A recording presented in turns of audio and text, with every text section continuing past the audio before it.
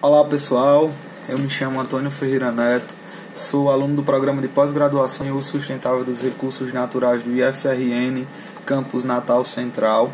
Estou aqui atendendo a uma das solicitações da disciplina de tratamento de água e esgoto, sobre a temática de processos adsortivos e sistemas com membranas. Então nós escolhemos um artigo cuja temática é adsorção de nitrato de solução aquosa usando o complexo de quitosana granular. Esse artigo ele foi publicado em agosto de 2015 e os seus autores são o Qi Hu, o Nan Shen, o Feng e o Wei Hu, né? Então os autores eles levantam aí a temática do problema atual do nitrato, dos altos índices de concentração de nitrato nas águas residuais, nas águas superficiais e subterrâneas no mundo inteiro, provenientes aí do uso extensivo de fertilizantes, do tratamento impróprio das águas residuais, provenientes sobretudo de atividades industriais, né, entre outras aí.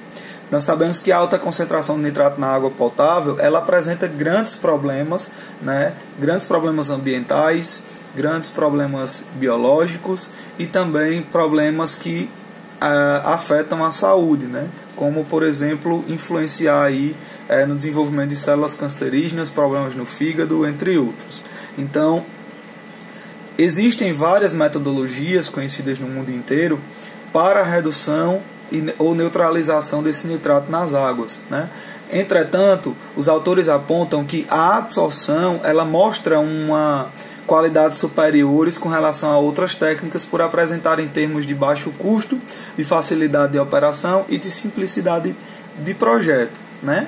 E aí eles destacam a quitosana como um produto de grande interesse devido a excelentes propriedades que ela possui, como a fonte abundante, a não tóxica, o fato dela ser biodegradável e as propriedades, claro, de adsorção. Então, para verificar o complexo de quitosana granular para a remoção do nitrato, os autores eles resolveram realizar aí, estudos, né, metodológicos para viabilizar e aí, com seus resultados, apontar uma viabilidade dessa técnica aí para a redução desse problema nas águas residuais. Os materiais utilizados foram um quitosano, né, um cloreto férrico, a solução de amônia e uma série de outras concentrações de solução de nitrato, né, necessários para dissolver o NO3, né?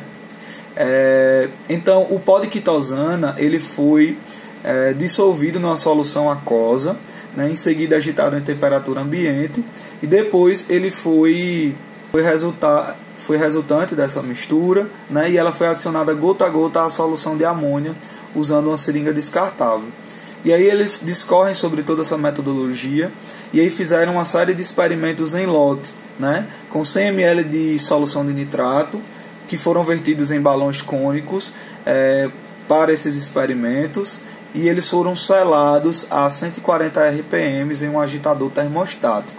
Então, aí eles avaliaram, entre vários pontos, o desempenho de adsorção dessa mistura de complexo de quitosana granular.